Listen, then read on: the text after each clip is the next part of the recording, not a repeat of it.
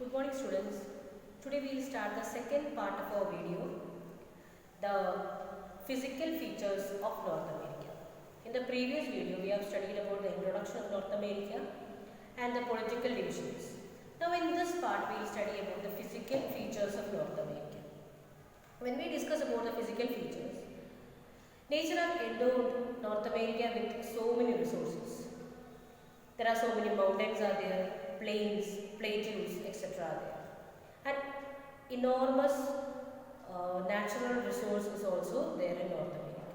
So in this part of our video, we are going to discuss about the physical features. They are four in number. They are Western Cordilleras, Canadian Shield, Appalachian Highlands and Central Lowlands. So these are the four important physical features which we are going to discuss in this part of our video.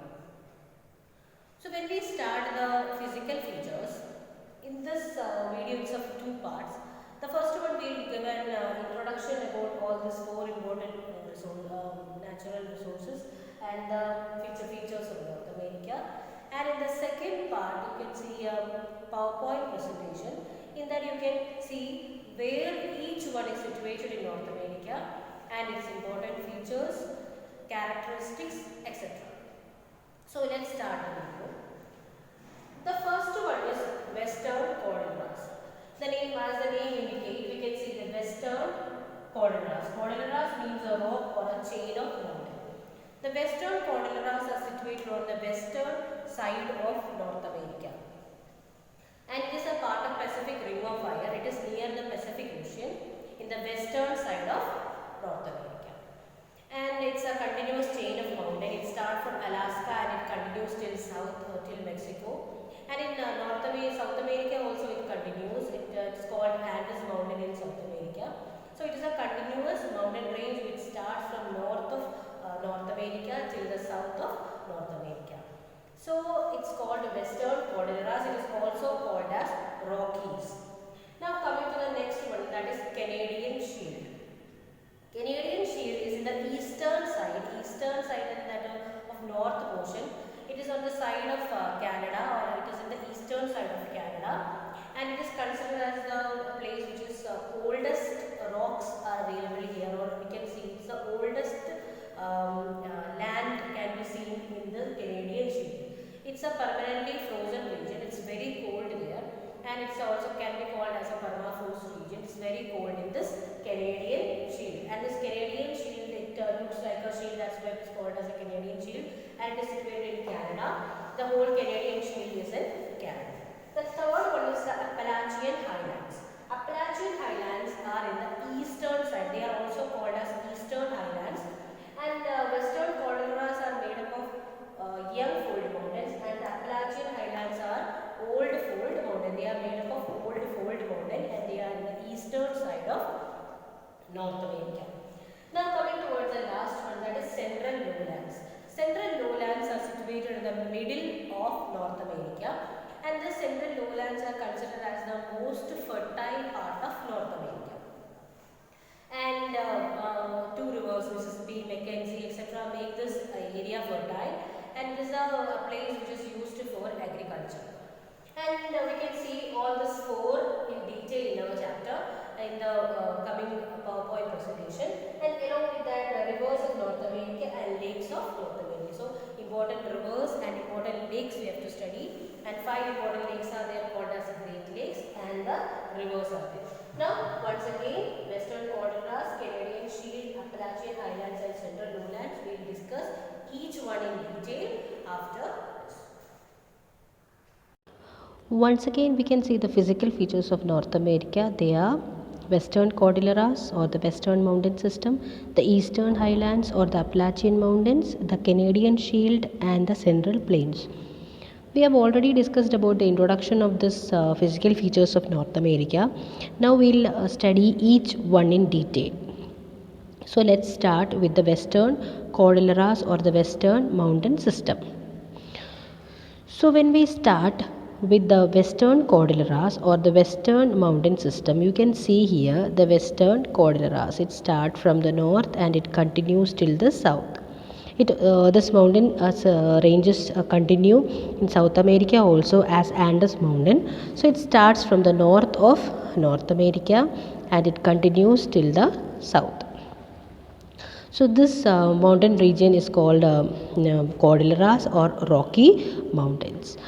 So now let's see the features of this Rocky Mountains. It is in the western side, it is near to the Pacific Ocean, and it is also a part of Pacific Ring of Fire. Now let's see the features of Western Cordilleras or the Western Mountain System. Western Cordilleras. It lies along the western part of North America, and it is start from North Alaska to the north to Isthmus of Panama in the south. Now, Isthmus is a place which is joined two big, huge land masses. So it continues till Isthmus of Panama, and from there also it continues in South America. We can call it as Andes Mountain. In the western part of South America and North America, both are covered by a huge, big mountain range. It consists of young fold mountain. Cordillera is a Spanish word which means a rope or chain.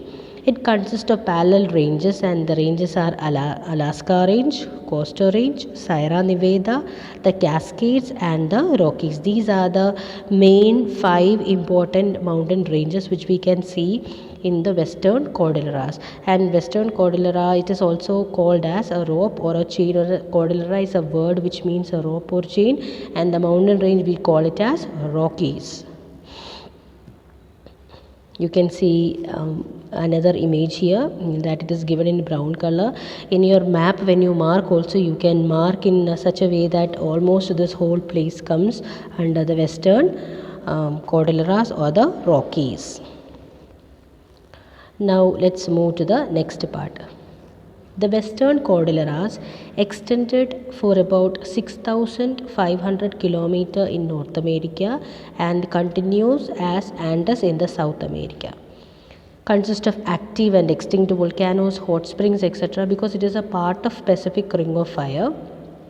Pacific Ring of Fire means those area which is coming on the side of western side of North America, and it is in the eastern side of Pacific Ocean, and that whole countries which is in that portion is having a continuous mountain range, and it is prone to active volcanic region. So that area is called as a Pacific Ring of Fire. The highest point in North America is Mount McKinley. It lies in the Alaska Range. Rockies consist of several intermountain plateaus, gorges, canyons, etc. The Grand Canyon of Colorado River, which is about 2,000 meter deep and 480 kilometer long, is famous for its beauty and majesty. Its Grand Canyon is famous because of its beauty and majesty. It's a big, huge canyon which we can see in North America. It's also called as a U-shaped valley. Next one is Canadian Shield. The Canadian Shield is also called as Laurentian Plateau, and the Canadian Shield, it is relatively high and occupies about half area of Canada. Northern part of Canadian Shield remain frozen throughout the year. We can call it as a permafrost region. It is throughout the year it is very cold there. The region consists of oldest and the hard rocks of North America, and it is an important source of minerals. Many minerals are found there in central Canadian Shield region, and we can see plateaus there, and it's a area of many resources. That means so many metals or so many minerals are received from this Canadian Shield region. And minerals, mainly we can call these minerals as resources of gold, silver, uranium, iron, nickel, copper, etc. received from here.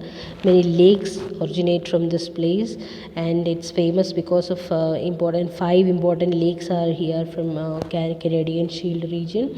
And you can see the Hudson Bay here. And let's start it with the help of this image. You can see here Canadian Shield, this red color, it's called Canadian Shield region. It's looked like a shield, and many minerals are found here. and it is the oldest region of North America. And this red color which is given here, it's the portion of Canadian Shield.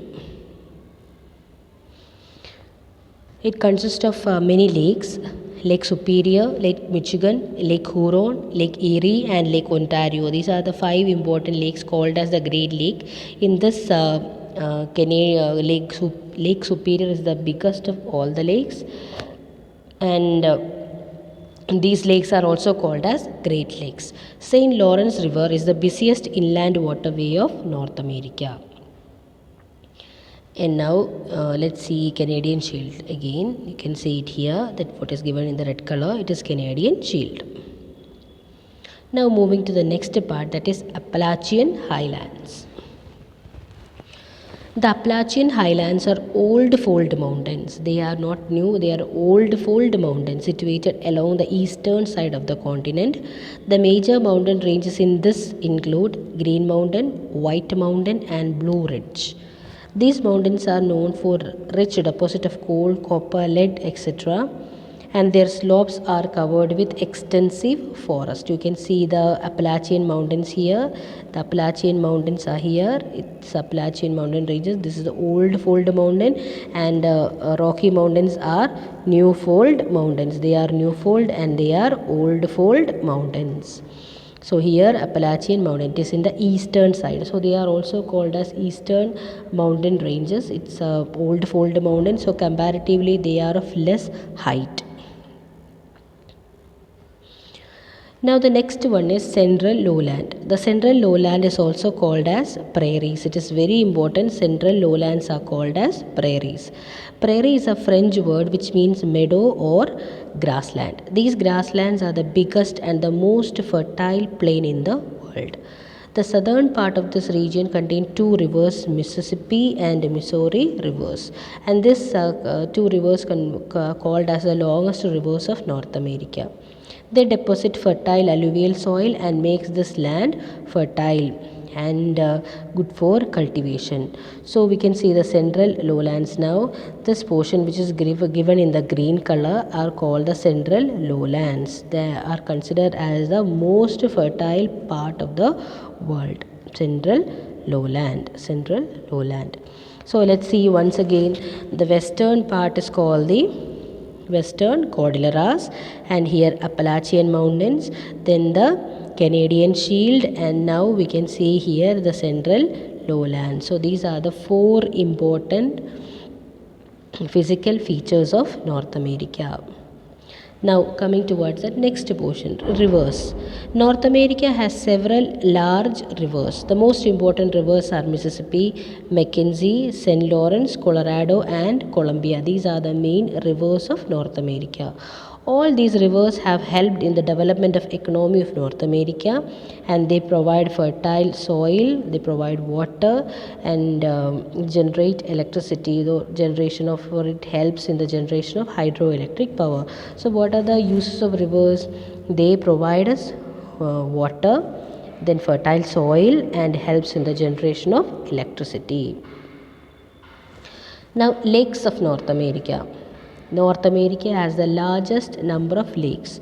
Most of the lakes are located in Central Lowland. 5 important lakes we have already discussed. They are Lake Superior, Lake Michigan, Lake Huron, Lake Erie, and Lake Ontario. Niagara Falls is situated on Niagara River, which drains Lake Erie into Ontario Lake.